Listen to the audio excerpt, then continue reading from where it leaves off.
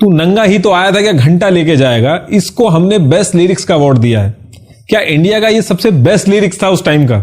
गुलजार और आनंद बख्शी जैसे राइटर के लिरिक्स उठा के आप देखिए, तब आपको डिफरेंस पता चलेगा कि बेस्ट लिरिक्स क्या होता है। कॉमेडी हो, साइंस फिक्शन हो, थ्रिलर, एक्शन, हर चीज में रोमांस डाल देते हैं। चंद्रयान जैसी मूवी में भी लव स्टोरी जरूरी है। पेशवा बाजीराव, इन्होंने इतनी लड़ाइयां लड़ी, एक भी लड़ाई नहीं हारी इन्होंने। दुनिया में सिर्फ 3 जनरल ऐसे हुए जिन्होंने आज तक एक भी लड़ाई नहीं हारी। अगर किसी को पेशवा बाजीराव पे मूवी बनानी होगी तो वो बाजीराव मस्तानी बनाएगा। देखिए, जब आप फिल्म ऑस्कर में भेजते हैं तो बात वहीं खत्म नहीं हो जाती है। आपको कम से कम 15 या फिर 20 फिल्म फेस्टिवल में अपनी मूवी को स्क्रीन करवाना होता है, और कुछ कंट्रीज तो 15 से 100 फिल्म फेस्टिवल में स्क्रीन करवाती है, और हर एक फिल्म फेस्टिवल में मूवी भेजने पे पैसा लगता है। फिल्म फेस्टिवल आप ऐसा समझ लीजिए कि कोई एक्सपो लगा हुआ है मूवी का, या फिर एक मेला लगा हुआ है मूवी का, जहां पे आपकी मूवी अगर जाती है तो इंटरनेशनल लेवल पे लोग बात करते हैं, आपकी मूवी की मार्केटिंग होती है। जैसे Cannes film festival, Berlin film festival या फिर वेनिस फिल्म फेस्टिवल। जिस तरह से इंडियन क्रिकेट टीम में किसी नए प्लेयर को सेलेक्ट करना हो तो हम डोमेस्टिक क्रिकेट पे नजर रखते हैं, ठीक उसी तरीके से जब हम मूवीज अलग अलग फिल्म फेस्टिवल्स में स्क्रीन करते हैं तो मूवी की मार्केटिंग होती है, लोग मूवी के बारे में बात करते हैं, और जिस मूवी के बारे में लोग ज्यादा बात करते हैं ऑस्कर के जजेस पे भी उसका इन्फ्लुएंस होता है। इसलिए लोग ज्यादा से ज्यादा फिल्म फेस्टिवल में अपनी मूवी को स्क्रीन करवाते हैं। देखिए, मूवी अच्छी होना बहुत ही इंपॉर्टेंट चीज है, लेकिन फिल्म फेस्टिवल के अंदर स्क्रीनिंग होना यह भी बहुत इंपॉर्टेंट रोल प्ले करता है। मराठी मूवी शहबाज ऑस्कर के हिसाब से बहुत ही अच्छी मूवी थी, सबको लग रहा था कि ऑस्कर जीत सकती है, लेकिन उसके बाद भी मूवी इतना भी पैसा नहीं था उसके पास कि वो 5 से 6 फिल्म फेस्टिवल में भी स्क्रीनिंग करवा सके। किसी बड़े स्टार या फिर किसी बड़े डायरेक्टर ने हेल्प नहीं की। अमिताभ बच्चन ने 2 लाख रुपए दिए, लेकिन उस 2 लाख से भी सिर्फ 2 फिल्म फेस्टिवल में ही स्क्रीनिंग हो पाई। इसके बाद भी इस मूवी को 755.4 पॉइंट्स मिले और टॉप 6 तक पहुंची। जिस मूवी ने इसको हराया था उसको 771 पॉइंट्स मिले थे, और जो मूवी टॉप 5 में पहुंची थी उनको 50 से 100 फिल्म फेस्टिवल की स्क्रीनिंग मिली थी।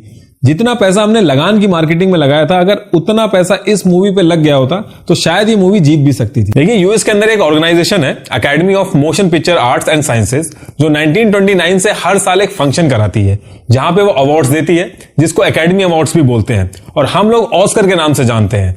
तो ये अवार्ड्स देता कौन है और इस अवार्ड के विनर डिसाइड कैसे होते हैं? देखिए, इस ऑर्गेनाइजेशन के पास 7000 से भी ज्यादा रजिस्टर्ड मेंबर हैं जो कि जज की तरह एक्ट करते हैं अलग अलग कैटेगरी के लिए। राइटर्स की कैटेगरी के लिए अलग मेंबर्स हैं, डायरेक्टर की कैटेगरी के लिए अलग मेंबर हैं, ऐसे ही एक्टर की कैटेगरी के लिए अलग मेंबर हैं, और जो जिस कैटेगरी में रजिस्टर्ड है वो उसी कैटेगरी में वोट देके विनर डिसाइड करता है, और इन रजिस्टर्ड मेंबर्स के नाम कभी भी डिस्क्लोज नहीं होते हैं। देखिए, यूएस का अवार्ड फंक्शन है जिसमें 23 कैटेगरीज के लिए अवार्ड्स मिलते हैं, और इन 23 कैटेगरीज में से एक कैटेगरी है best movie in foreign language. इस एक कैटेगरी के लिए सारी कंट्रीज अपनी अपनी कंट्रीज से मूवी नॉमिनेट करके ऑस्कर में भेजती हैं, बाकी किसी भी और कैटेगरी में वो एलिजिबल नहीं होती हैं। और ये जो best movie in foreign language वाली कैटेगरी है, इसमें हॉलीवुड की कोई भी मूवी पार्टिसिपेट नहीं कर सकती। इनफैक्ट अगर डायलॉग्स 40% से ज्यादा इंग्लिश में हो तो मूवी रिजेक्ट हो जाती है।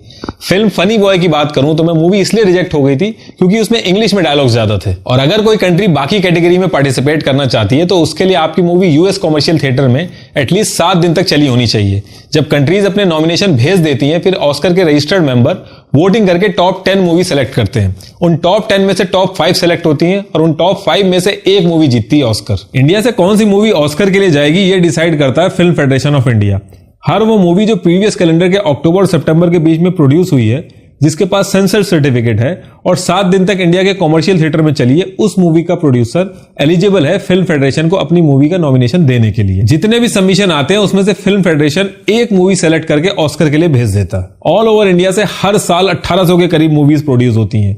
पूरे वर्ल्ड में हम नंबर 1 पे हैं फिल्म प्रोड्यूस करने में, लेकिन उसके बाद भी मॉरिटेनिया जैसी कंट्रीज जो हमसे पैसे और पॉपुलेशन में बहुत पीछे हैं, वो हमारी मूवीज को पीछे करके फाइनलिस्ट बन जाती हैं। आपको लग रहा होगा कि इंडियन मूवीज मसाला मूवी होती हैं, लंबी होती हैं, गाने होते हैं, गोरों को कहां समझ में आएंगी। ला ला लैंड और शिकागो जैसी मूवी में भी गाने थे। Lord of the rings, gone with the wind बहुत लंबी मूवी थी। जब कोई मूवी ऑस्कर जीतती है तो वो अपनी कंट्री को ग्लोबल प्लेटफॉर्म पे ले आती है। कुछ कंट्रीज तो इसको ओलंपिक की तरह सेलिब्रेट करती हैं।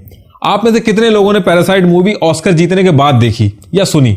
जब कोई मूवी ऑस्कर जीतती है तो दुनिया भर के लोग वहां के सिनेमा, वहां के कल्चर को एक्सप्लोर करते हैं। हो सकता है ऑस्कर इंपॉर्टेंट ना हो, लेकिन उसकी वजह से जो एक्सपोजर मिलता है वो बहुत इंपॉर्टेंट है।